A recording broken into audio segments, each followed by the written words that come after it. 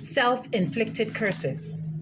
Self-inflicted curses is not when you physically harm yourself by cutting yourself or trying to commit suicide.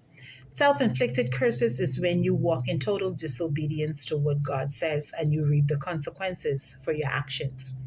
Like when God tell us to separate from some people and we're looking at them physically because we love them so much and we don't want to separate, but we don't know what they're dealing with spiritually.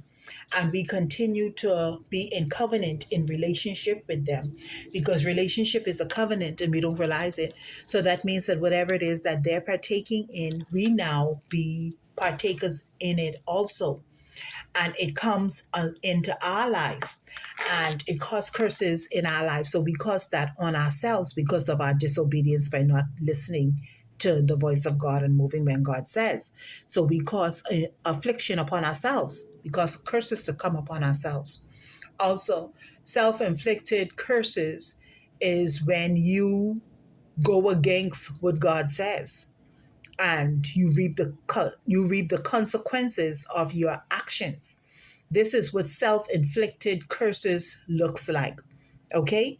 When we violate the principles of God and we get the repercussion for the violation of the principles of God.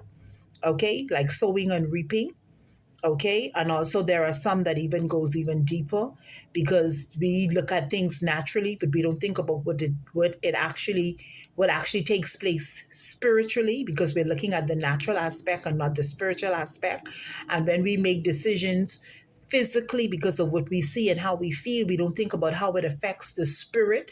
But when we can make a decision physically and think that it is all good, but we can actually be cursing ourselves spiritually and don't realize it. So you're actually afflicting it upon yourself because it's not by a person or it's not from generational curse, okay, or from a witch. But actually, in that situation, it's more like you're that witch for yourself. You're being that witch to yourself by what you're doing because of your disobedience and your rebellion.